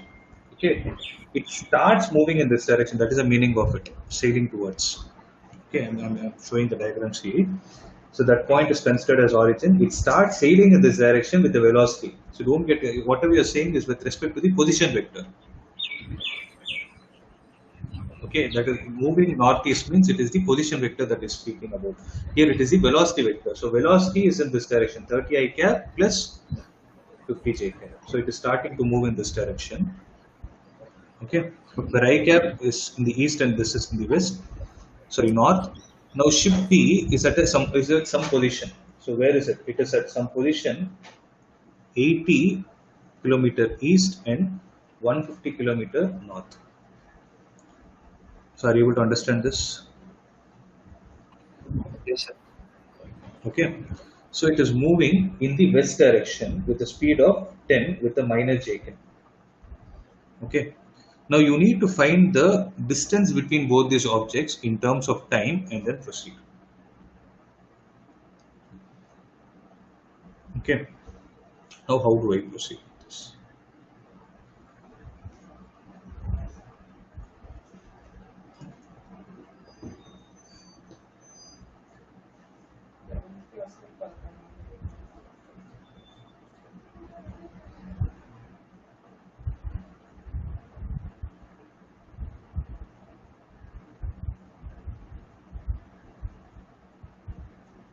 Sir, Can someone tell me how to proceed? sir, sir. Why can't we make one object to be an observer? If you need to make that, what are we supposed to do to that? To me, okay. So if you need to do something of that sort, you need to reverse its direction. Only when you apply an opposite force, it will stop. Right? That is the same concept. So instead of going like that, why don't we try to solve both simultaneously? This problem is actually simple. If you think about it. See, I've told you, right? See, wherever you see minimum distance, minimum, maximum, wherever you see throughout physics or math, only thing that should come to your mind is dy by dx. Now, with respect to this problem, how do I solve? So with respect to physics, what is that we need? It is dr divided by dt should be equal to 0. Means what is the meaning? R, that is the distance between both the objects, should be a function of time. Am I right? So if it should be a function of time, how do I find it?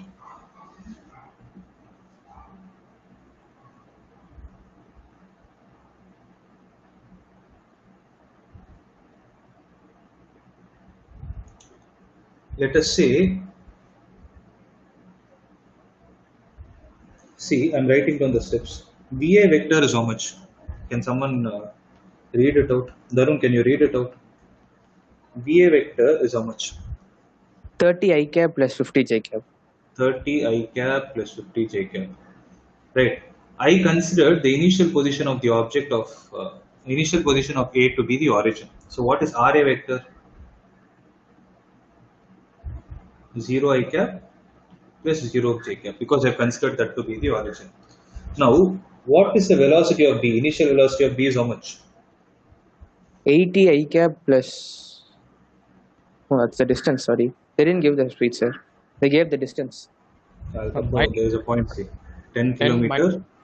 10 minus I cap. is 10 minus I cap. What is RA vector? 80 kilometer east. Abdina 80 I cap plus 150 J cap. 150 J cap. J cap. Now how do I proceed? Tell me now. See, this RA and RB are the initial positions of the object. Now I need to find the position of each ship after time t. How do I find it?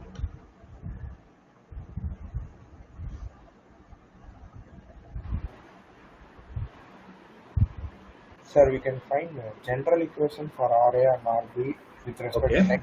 Subtract. That's what. How do I take it? What equations? What physics should I apply to get that equation?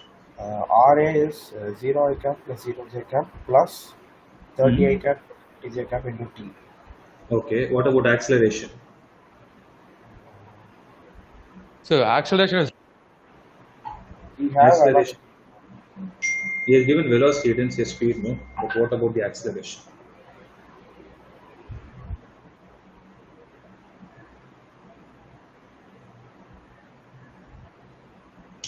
See, these kind of questions will come in your mind. How to answer is, he has given the velocity of object as 30 I cap plus 50 J cap. Now, if you observe 30 and 50, when you calculate the magnitude of velocity, the magnitude of velocity is always a constant. Okay. So what is the meaning of magnitude of velocity to speed? When the speed is constant, what is going to be the acceleration? 0. It is 0. Means I'm still applying the formula of S is equal to ut plus half at square only. But here the acceleration is going to be 0 because the velocity is not a function of time. If the velocity is changing with respect to time, then you say that the object is accelerating. Had the same question been 30 t plus 50 t square, something of this sort, then you cannot apply this equation and stop. You can only find the instantaneous values. I hope you're able to understand. Right? If S is equal to, what will you get? Initial velocity, initial position of the object is 0. So you will get it as 30 I cap plus 50 J cap multiplied with T. Right. So this is the position of object A, 30 I cap plus 50, sorry. How much is it? 30 T I cap plus 50 T J cap. This is the position of the object at point at some time T. Now what is the position of the object B at time T? It's 80 plus 80 minus 10 T I cap. 80 minus 10 10 T. Very good. 80 minus 10 T I cap. What's it called? 150 J. Now, both these are expressed in terms of vectors. Now, what is going to be the relative displacement of A with respect to B? That is SA vector minus SB vector. Right? So, SA vector minus SB vector, how much is it? 30 T minus 80 plus 10 T I cap plus 50 minus 150 is going to be, sorry, 50 T as well. Okay, 50 T minus 150 J cap. Now, did we get the relative displacement as a function of time? Now we got the required equation.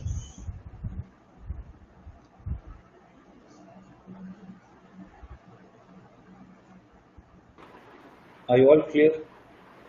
Yes, sir. Yes, sir. 40t Yes, sir. minus 80 plus 50, I cap plus 50t minus 150 j cap. But since he's asking the distance, you need to take the magnitude of this. So related to distance, this magnitude is going to be root of 40t minus 80 square plus 50t minus 150 square. Okay. When this distance is least, distance square will also be least. This we have learnt in mathematics. 40t minus 80 the whole square plus 50t minus 150 the whole square. Differentiate this, equate it to 0. Since you have a second degree equation in t, you will get only one value of time. You need to use a second derivative only if you get more than one value of time. Right? Because when you differentiate a second degree equation, you get a linear equation. So linear equation will have only one solution. So whatever is the value of time that comes out for this particular problem, I'm not sure, it's not one.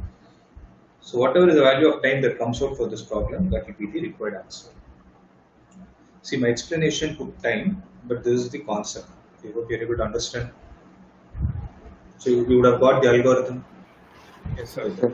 The steps that you're supposed to follow. That's good. So you can make a note of it. Calculation part, you can do it later.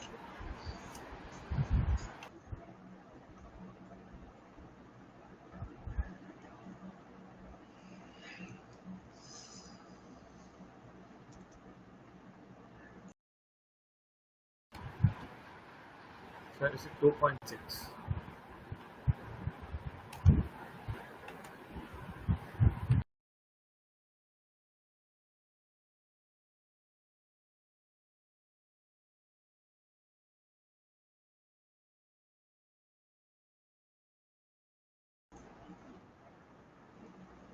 I'm not sure of the answer. You can check it at the end of the Sir, document. 2.6. Is it matching? 2.6. Yes, sir. Suppose which problem?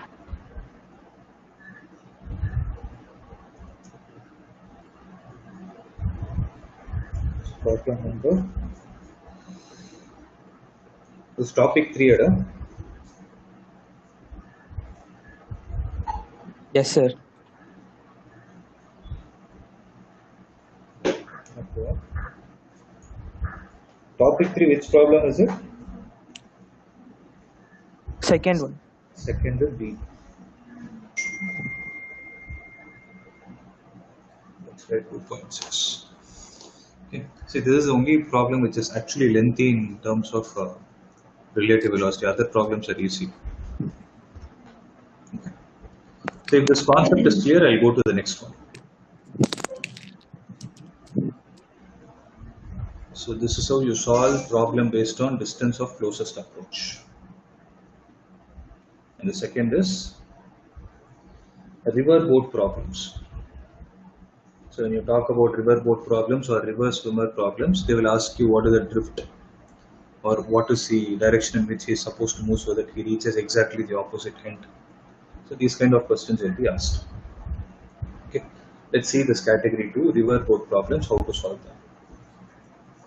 So while solving the problems related to riverboat or river swimmer, we come across the following terms. There are three velocities that we speak about. That is called as absolute velocity of the swimmer or boatman, which is written as Vs. Vs stands for swimmer and V stands for the boat. So absolute velocity means the velocity with respect to ground. Second, we will come across a term called as absolute velocity of the river current. Okay, that is Vr. And the third is velocity of the swimmer with respect to the river. Okay, so velocity of the swimmer with respect to the river is written as VSR or VBR. If you observe this case, VSR is like this. So there is a river. Okay, let's say the water is flowing from the leftward to the rightward direction. So VR is in this direction. This point is there. So the swimmer with respect to the river starts moving in this direction, making an angle theta with the vertical.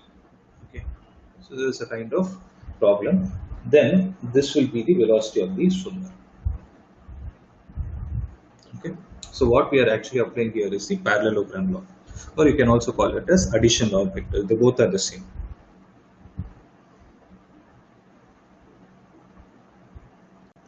So you know the basic formula, right? So we will try to derive different kinds of situation. You can use them like formulae while solving the problems. Consider a river of width L across which a swimmer wants to swim.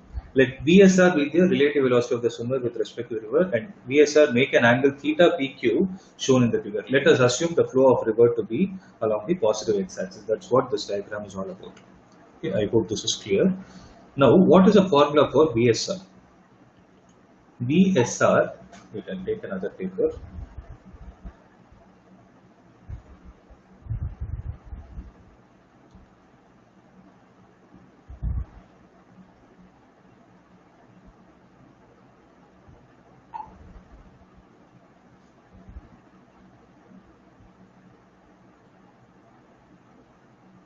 So I'm drawing it again, please observe.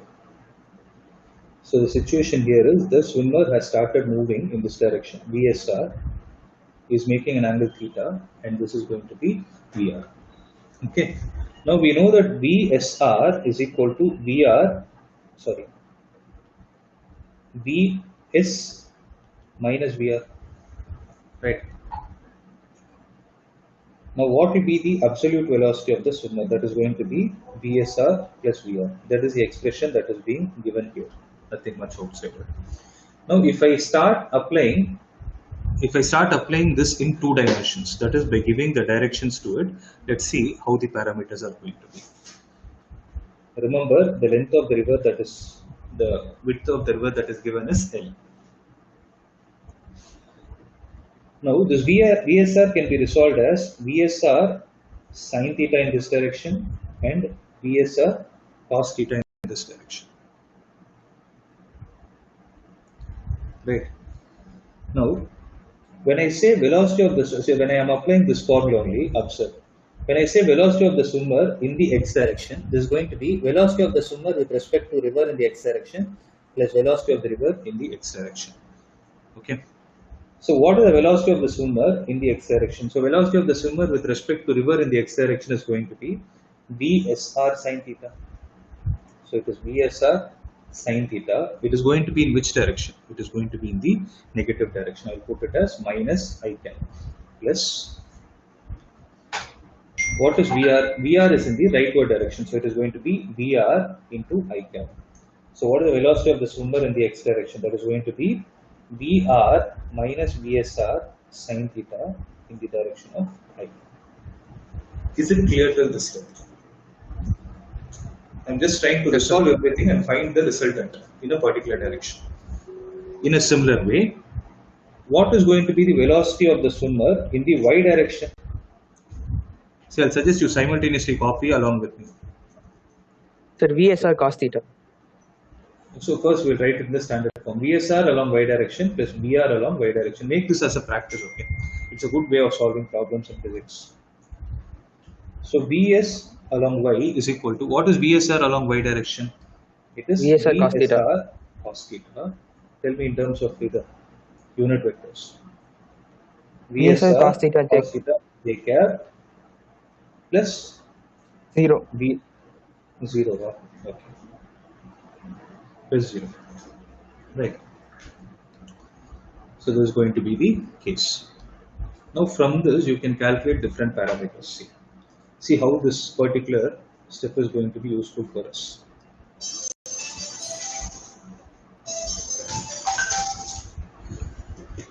Now if suppose they ask you the question, how much time is taken by the swimmer to cross the river?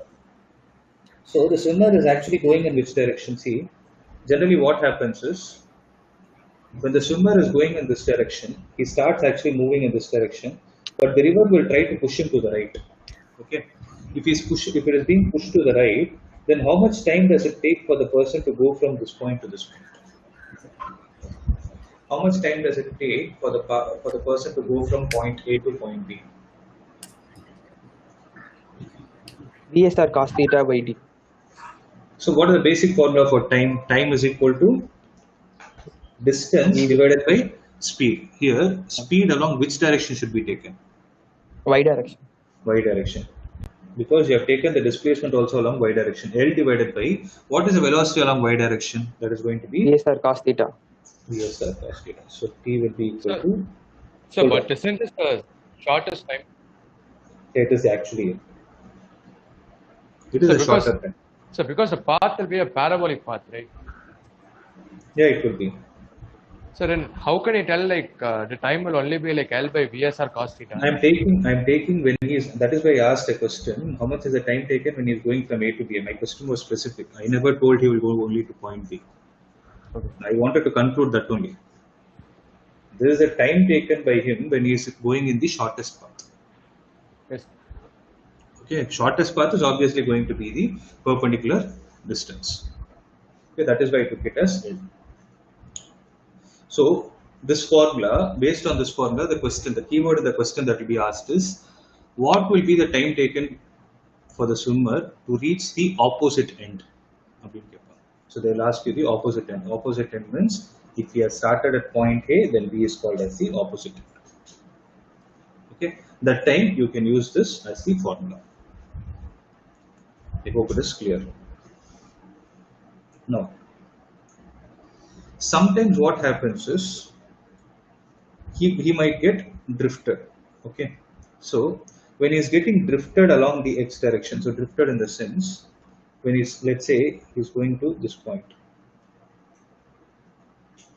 So when he's getting drifted, then how much will be the drift value? X will be equal to, so can someone tell me what is going to be the value of drift here? X is equal to the velocity of the, speak out, Reverse velocity of the river minus velocity of the VSR. swimmer, velocity of the swimmer in the x direction into the time taken for him to go to the opposite end. So what is the velocity of the swimmer in the x direction? It is VR minus VSR sin theta.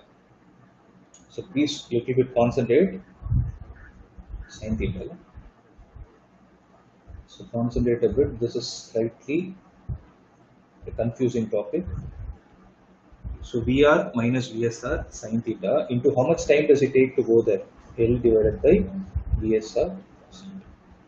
So this is going to be the case.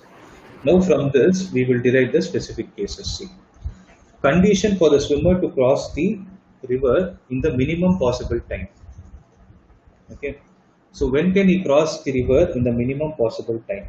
That is when he starts moving exactly in the perpendicular direction. So initially what happened is, he started moving in this direction, right?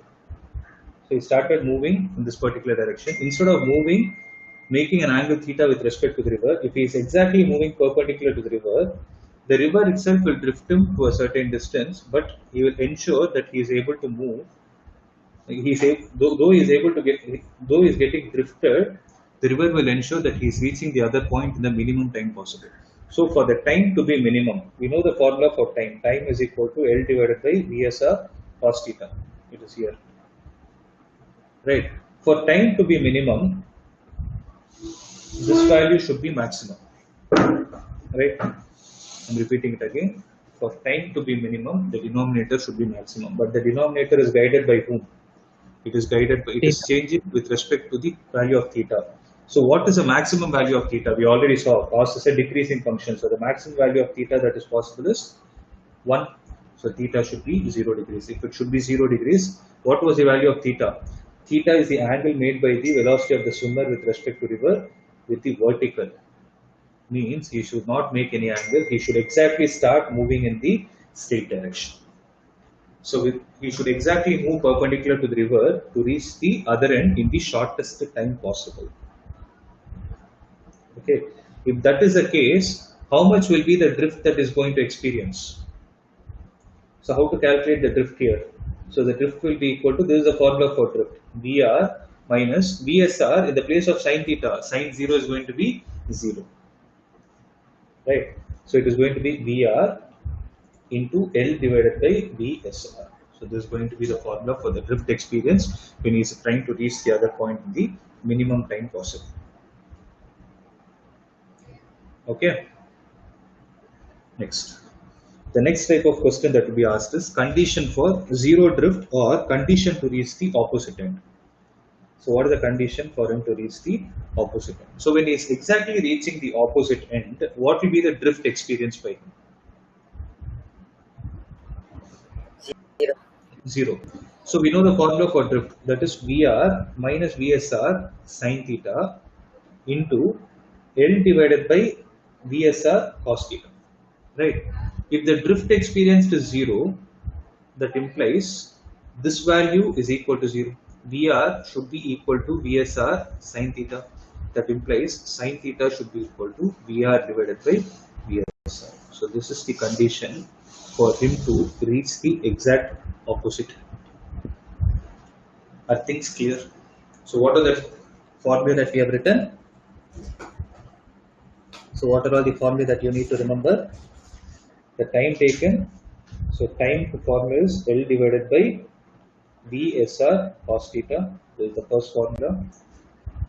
The formula for drift is VR minus VSR sin theta into L divided by VSR cos theta. Third,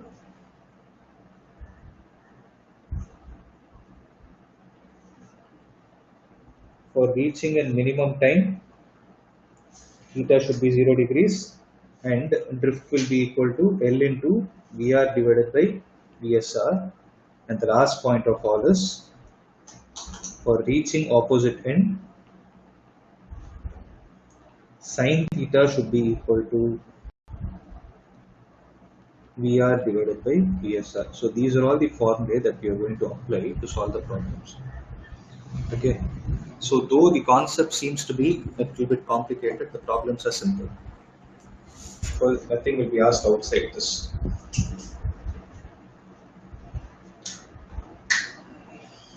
So if you're clear with this, we will just attempt a problem and see. Now look at the first problem in relative velocity.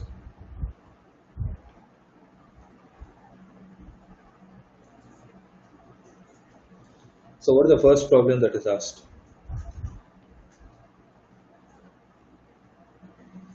The stream of a river is flowing with a speed of 2 km per hour. A swimmer can swim at a speed of 4 km per hour.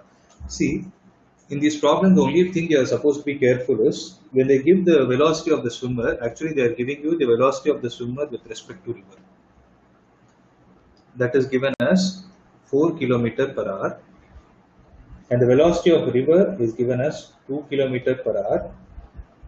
What should be the direction of the direction means angle? What should be the direction of the swimmer with respect to the flow of the river to cross the river straight? Cross the river straight means for reaching the opposite end. We have the formula in front of us. So if you try to draw the diagram, this is VR, this is VSR, this is theta. But here we have made a small twist in the question. What is the direction of the swimmer with respect to the flow of the river? This is where you need to be careful. With respect to the flow of the river so that he is able to reach the opposite end. So if you calculate this theta and write the answer, you will go wrong. Now what is the formula for it? Sin theta is equal to VR divided by VSR. So what is VR? 2 divided by VSR is 4. Answer will be half. So theta will be 30 degrees. But since he is asking the angle made with respect to the river, you need to calculate this angle. How much will this angle be? So you will draw the triangle 120 separately. degrees. It is 120 degrees. So this angle is 30. If I draw it, he is asking this angle. If this is 30, this is going to be 60 degrees. So linear pair answer will be 120 degrees. So when you're reading a question, you need to read it clear. Okay, look at it. It's only one step. So you need to have a clarity of the concept. Are things clear? Sir, Yeah.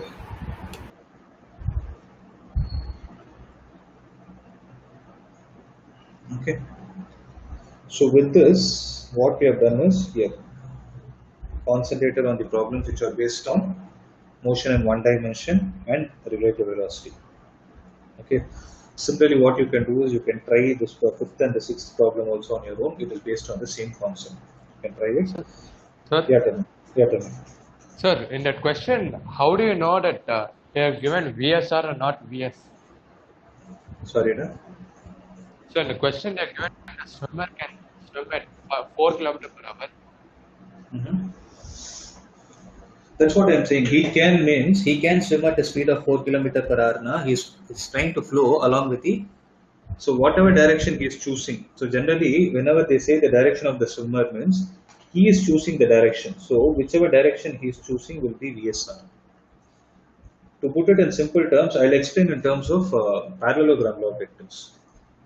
Vs vector is equal to VSR vector plus VR vector. That is what we are writing, right? There is a equation which I gave you. The here means this is the resultant. Okay. If this should be the resultant, then he should start moving along with the velocity of SR only.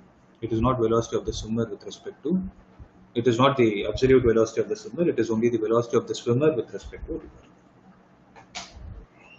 Wherever you see the direction, if he is starting to move in a particular direction, then he starts moving only with this. Okay. For every problem, this will be the case. Wherever you see he can swim, means he has given the value of VSR, not VS.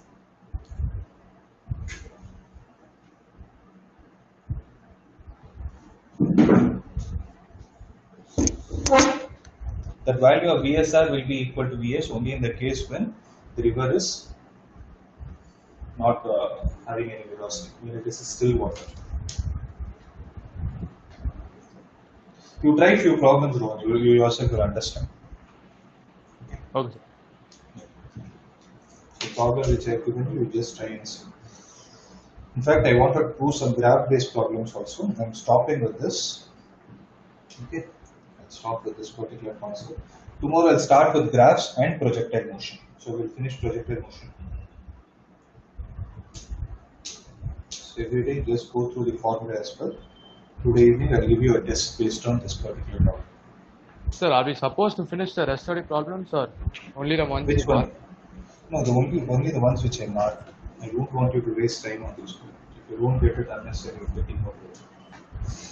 You work on the DPP which I'm giving. I'll be sending the sheet. I'll send it before the class only for the class discussion. Try to understand. I'll be sending an exercise sheet every day. Exercise sheet is the one which has 30 problems. They'll be comparatively simpler and they'll be to the level of A mains also. You can solve them from whatever we discuss on that particular day. You need to concentrate on that, and at the end of the day, you need to write this. That's it. Sir, I have a specific doubt in one-dimensional motion, sir. You just ping me. You can ask me. You just message me. Okay, I'll clear it. Okay. I'll just wind up the session for now. Rohan, is it a big doubt or a small doubt? What is it? Sir, it's a problem, sir. Problem is you send it to me. No, it's all inside. Yes. Okay. So others, is there any doubt in whatever concept we discussed today? No, sir. No, sir. Okay. And I'm winding up the session. So you have your chemistry at, I think it is 3:15. So I'll send you the meeting ID for that also. Okay. See you all tomorrow.